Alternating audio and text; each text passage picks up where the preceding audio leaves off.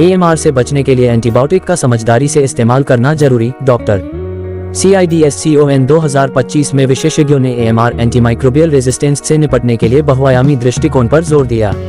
Mumbai clinical infectious disease society के 15वें वार्षिक सम्मेलन CIDSCON 2025 में देश भर के डॉक्टरों ने कहा कि एंटीमाइक्रोबियल रेजिस्टेंस AMR यानी संक्रमण पर दवाइयों का असर कम होना भारत के लिए बहुत बड़ी समस्या बन गई है। इसे रोकने के लिए डॉक्टरों ने एंटीबायोटिक का सही और सीमित उपयोग करने की सलाह दी।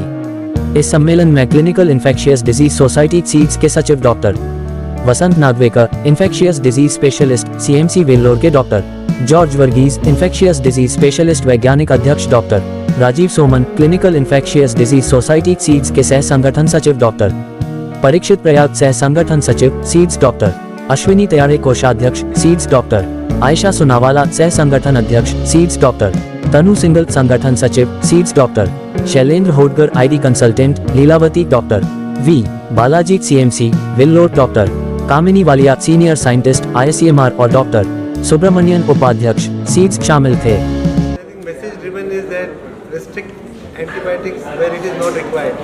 जिधर एंटीबायोटिक का जरूरत नहीं है, लाइक वायरल इन्फेक्शन है या डेंगू है, उधर जिधर चिकनगुनिया है, जो वायरल इन्फेक्शन है जिधर एंटीबायोटिक का ज़रूरत नहीं है उसको उधर नहीं यूज़ करने का, और जिधर ज़रूरत है उसको भी रैशनलाइज करके जो प्रोटोकॉल है, जो गाइडलाइंस है उसको फॉलो करके यूज़ करना है। That is very important. Just किसी भी कोई भी खांसी है, निमोनिया है, कोई भी एंटीबायोटिक हो, उसके लिए सब गाइडलाइन सब जगह पे, तो I think everybody has to, सभी को, इवन ICMR का गाइडलाइंस है ऑन इन्फेक्शन डिजीज सिंड्रोम पे अभी रिलीज़ हुआ है, न्यू गाइडलाइंस रिलीज़ हुआ है, इसके पहले भी एंटीबायोटिक पॉलिसी रिलीज़ हुई है। ये सब सभी डॉक्टर्स को उसको फॉलो करना है।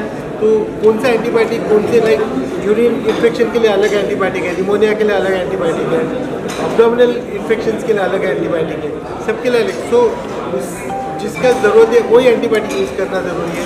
तो अगर करेक्ट एंटीबायोटिक यूज़ करेंगे करेक्ट ऑर्गेनिज्म के लिए तो ऑटोमेटिकली रेजिस्टेंस कम हो जाएगा, और जिधर ज़रूरत नहीं है उसको नहीं यूज़ करना बहुत important.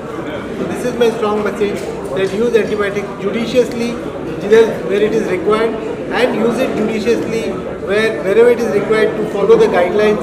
We have national guidelines है ICMR का एंटीबायोटिक पॉलिसी, और अभी सिंड्रोमिक डायग्नोसिस पे भी ICMR का बड़ा बुकलेट है, उसको सब फॉलो करेंगे strictly. I think then everything will follow in place.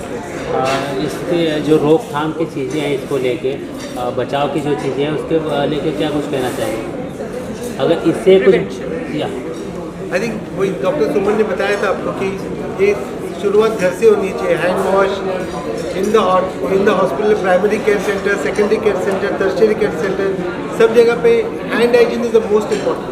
सब जगह अभी कोविड में क्या किया अपन सब लोग ने, वो सिखाना पड़ा क्या सबको?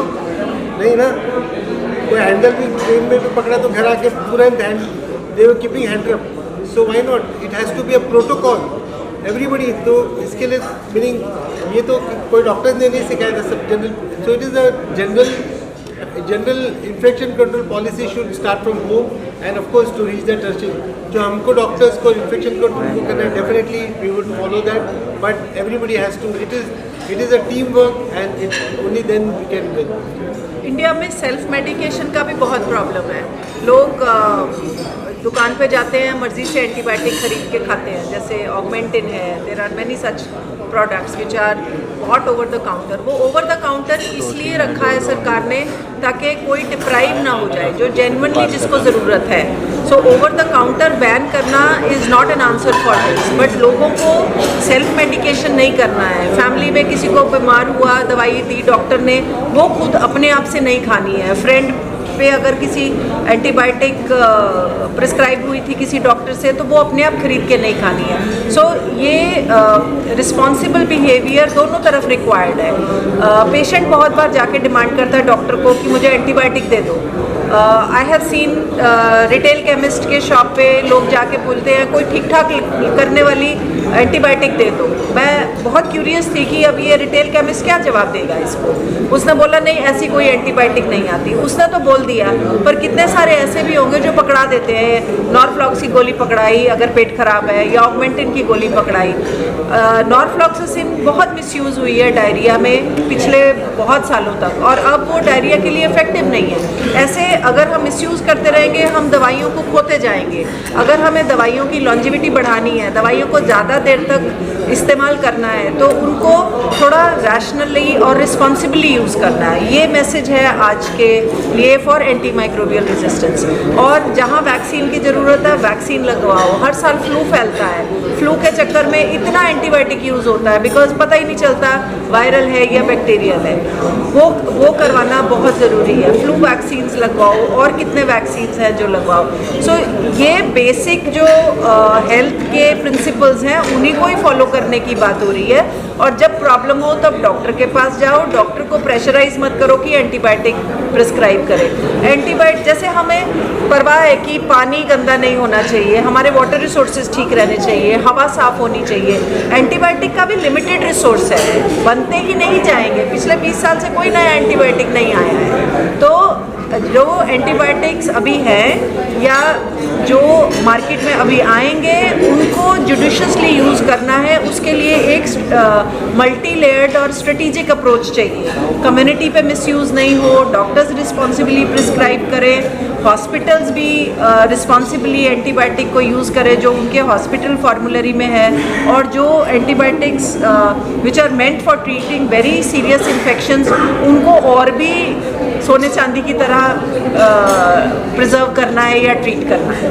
लाइक सिंपल सर्दी खांसी जो होती है more than 90% it is viral. मैं आप लोग को पूछना चाहता, आप लोग कितनी बार एजिथ्राल ले लिया ओवर द काउंटर? 3 दिन के लिए ले रहे हैं ना हम लोग, सभी लोग ले रहे हैं। फिर यही इसको रोकना है कि जस्ट अपना खुद से काउंटर पे नहीं लेके जाके ले रहे हैं। दूसरा है कि spitting is on the road so common. ये किसका है? ये किसका है? Should the government do this? No.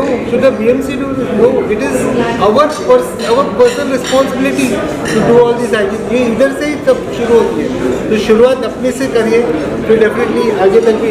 Cleanliness is most important, sanitation is most important. I think that is the crux to the infection control practices.